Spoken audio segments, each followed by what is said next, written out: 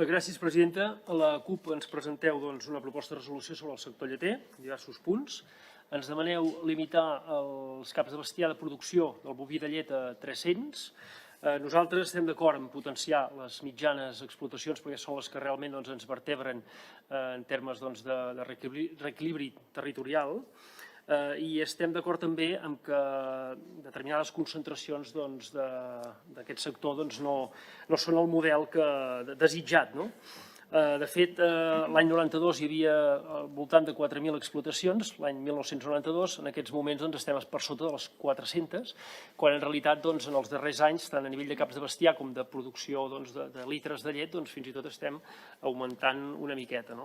Per tant, és evident que aquest factor hi és, però limitar, com posàveu vosaltres, a 300 el número de caps de bestiar ens sembla poc rigorós, perquè això dependrà del lloc, de les circumstàncies, i el que cal és analitzar-ho bé, anar sobretot de la mà del sector, i en aquest sentit el Departament ens consta que està redactant un nou decret d'ordenació de les explotacions ramaderes que inclourà o que implicarà també el sector boví i l'avícola i que derogarà el decret vigent 40/2014 i per tant entenem que és allà on s'haurà d'explorar a fons aquest tema per sobretot mitigar no tant el número de caps de bestiar, limitar el número de caps de bestiar, sinó limitar les externalitats negatives que provoquen en termes d'oligopolis, sobretot temes mediambientals, evidentment les dejeccions, etc.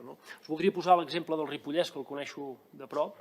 Al Ripollès fa unes quantes dècades hi havia desenes de granges de munyir vaca i en aquest moment en queden, diríem, 3 més 1. O sigui, queda el Mas, el Lledrer, a les Llosses i queda Ca l'Esteve, a Batet, de Ribes de Freser, que són dues explotacions molt ben enfocades en què es queden la llet ells, fan productes derivats làctics, etc.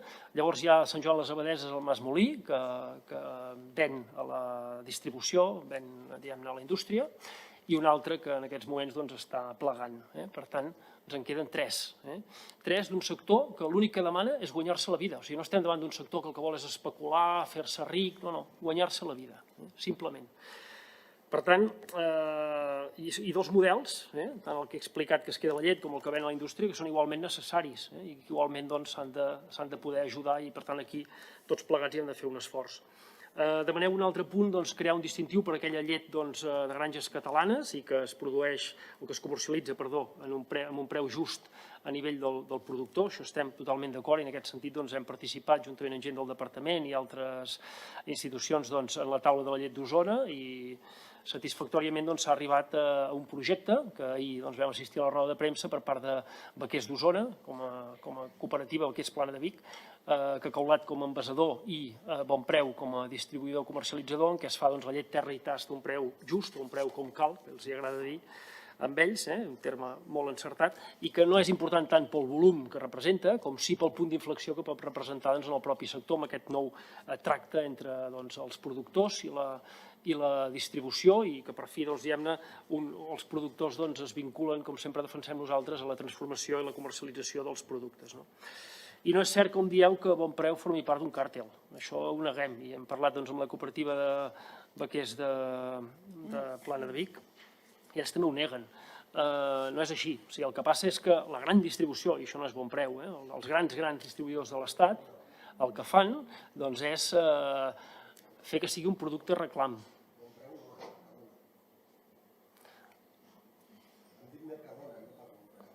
Disculpes, vosaltres heu parlat d'un càrtel. Sí, d'acord. El que dic és que Bonpreu no forma part d'aquest càrtel, en tot cas el que fa és apuntar-se a la inèrcia dels productes reclam marcats per altres grans distribuïdors i per no quedar fora de mercat, no dic que sigui defensable, però en qualsevol cas és una inèrcia que hi porta al mercat i per tant és més lloable encara el fet que Bonpreu hagi tirat endavant aquesta iniciativa de la llet a preu com cal, a preu just, que tindrà el seu èxit evidentment si els consumidors hi fan confiança, com han de fer confiança també a altres llets catalanes que també estan treballant bé, com són Ato, com són Llet Nostra, etc.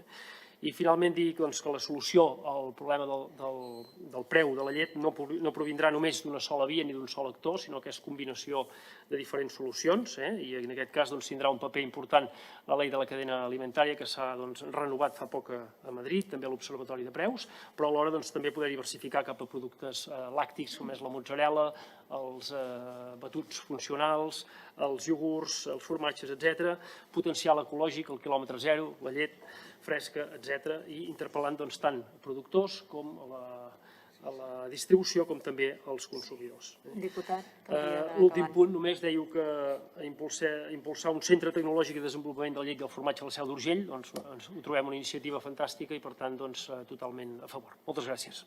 Gràcies, diputat.